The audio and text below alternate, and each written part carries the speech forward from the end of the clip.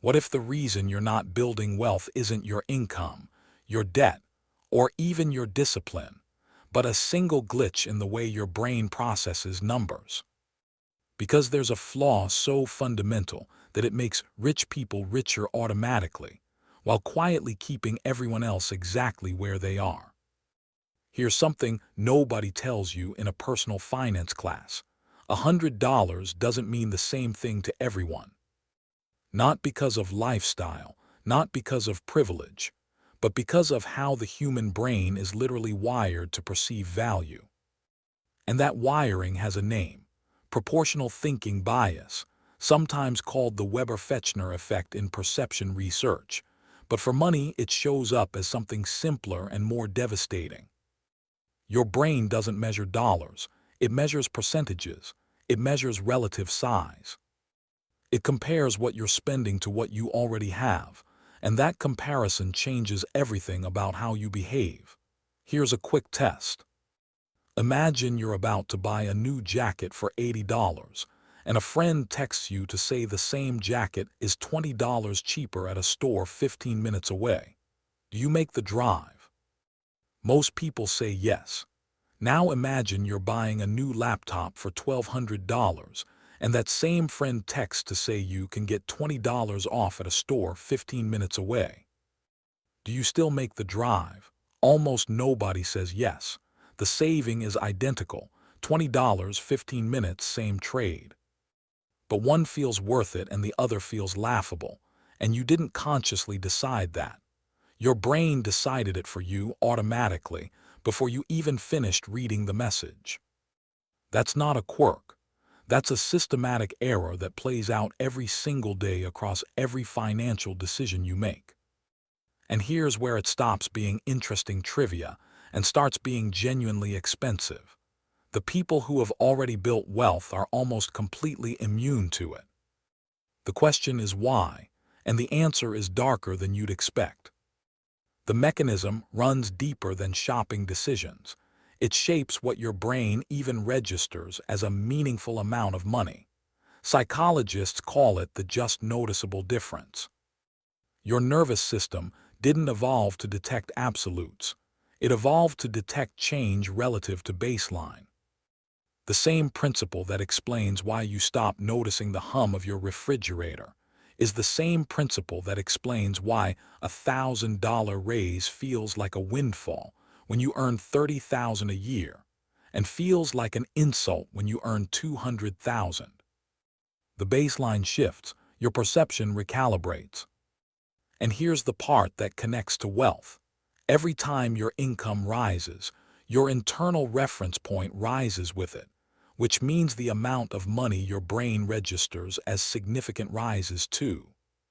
So you don't save more. You just stop noticing the same amounts. But proportional thinking doesn't only distort perception upward, it distorts downward too, in a way that quietly drains you. When you're managing a tight budget, $5 feels heavy. You think about it. You deliberate. That friction actually protects you from waste. But as your income climbs even modestly, $5 disappears from your mental radar entirely. Then $10, then $20. And each one of those invisible amounts is still real money leaving your account, compounding absence by compounding absence. The system doesn't care that you stopped noticing. The withdrawals keep running. What this means is that the very thing that should feel like progress, earning more, can quietly arm the bias against you. You're not getting less disciplined. You're getting proportionally blind. And in a moment, I want to show you what that blindness looks like inside one real person's financial life, because it's going to be uncomfortably familiar. Marcus is 41.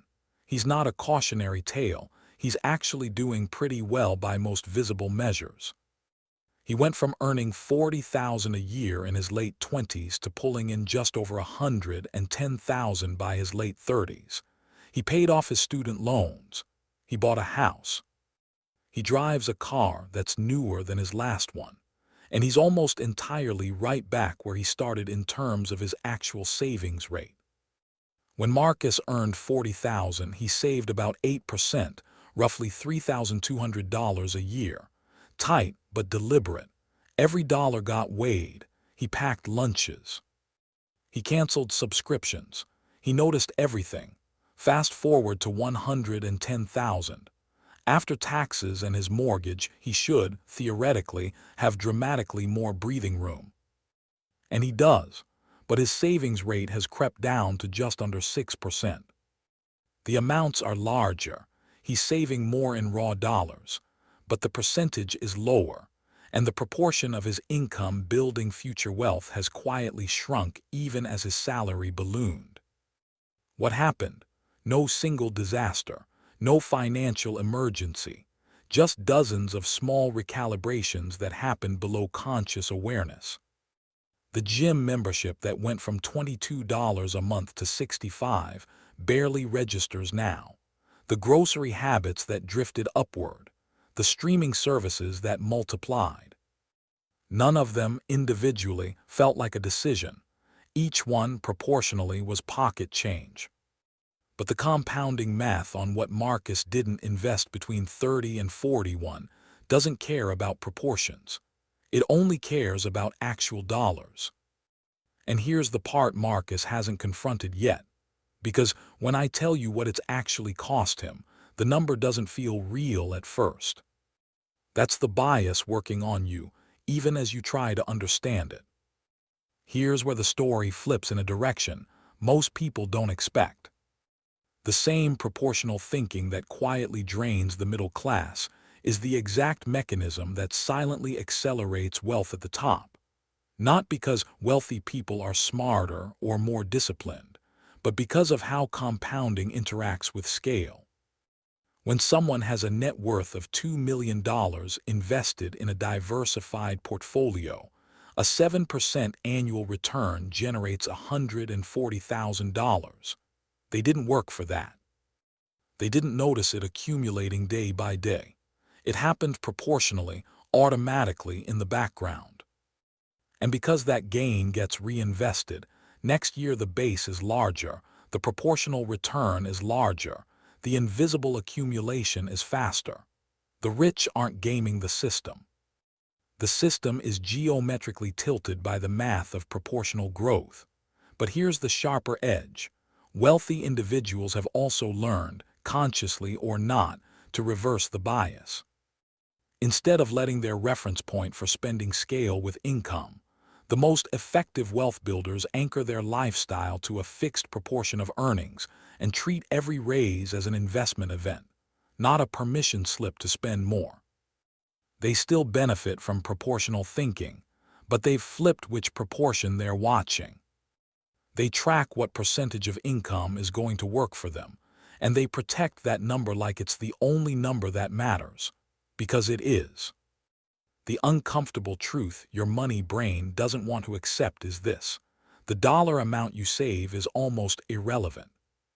The percentage is everything, and your brain will fight you on that distinction every single day for the rest of your life. That fighting costs something real. Let's talk about what. Let's get concrete, because abstract warnings don't change behavior, but real numbers sometimes do. Go back to Marcus. Between age 30 and 41, his income averaged roughly $80,000 a year. If he'd held his savings rate at 8% instead of letting it drift to 6%, the difference would have been about $1,600 per year. That sounds manageable. Trivial almost. Your brain just processed that as small, and that's the bias doing exactly what we've been describing. $1,600 a year, invested at a historical average market return over 11 years, with compounding, would have grown to somewhere in the range of $28,000 to $32,000 by today. Not retirement money by itself, but Marcus is 41. If that sum stayed invested for another 24 years until he's 65, it compounds to somewhere between $150,000 and $180,000. From a gap that felt like pocket change, and that's just the gap from the drift. That's not accounting for the full lifestyle inflation, the invisible subscriptions, the proportionally harmless upgrades that compounded across the same decade. The real figure is almost certainly 2 to 3 times larger. Your brain told Marcus those amounts weren't meaningful. Your brain will tell you the same thing about whatever version of this gap exists in your own financial life. And here's the crueler part. The longer you wait to correct the proportion, the more you're not just losing the money, you're losing the compounding years that multiply it. Time is the variable your brain is worst at valuing, because time doesn't feel proportional until it's almost gone. Which means the window to do something about this is almost certainly shorter than it feels right now. So what actually works against a bias that operates below conscious thought, not willpower? Willpower is a conscious resource, and proportional thinking is a preconscious process. You're bringing a notepad to a knife fight. What works is structural intervention, changing your defaults so the bias has nothing left to distort. The single most effective move is called a percentage-first savings system. Before your paycheck lands in your spending account, a fixed percentage, not a fixed dollar amount, a percentage, is automatically diverted to an investment account. You never see it. Your reference point never incorporates it. Your brain can't spend proportionally what it never registered receiving. When your income rises, the percentage stays the same, which means the actual dollars diverted rise automatically without requiring a new decision. You're using the proportional system against itself. The second move is an annual proportion audit, not a budget review, because budgets invite dollar-level thinking, and your brain is terrible at dollar-level thinking. Instead, once a year, look only at percentages. What percentage of income went to housing, to food, to investment, to discretionary? If your investment percentage is lower than last year without a deliberate reason, that's lifestyle inflation operating invisibly. Name it, and you weaken it slightly. The third move is the hardest and the most important. Stop using how something feels as a signal of whether it's significant. $20 doesn't feel significant because your brain has already run its proportional calculation and dismissed it. But your future self doesn't live in feelings. They live in the actual compounded outcome. The gap between what feels meaningful and what is mathematically meaningful is exactly where the rich get richer, and everyone else wonders what happened. You now know where the gap is. The question is what you do with that knowledge starting today.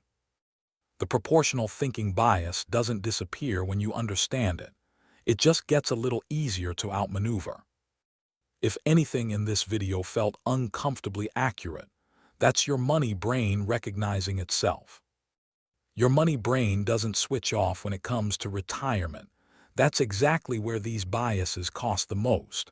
I built a free tool that shows you the real math, no spreadsheet required. It's called Granary, links in the description.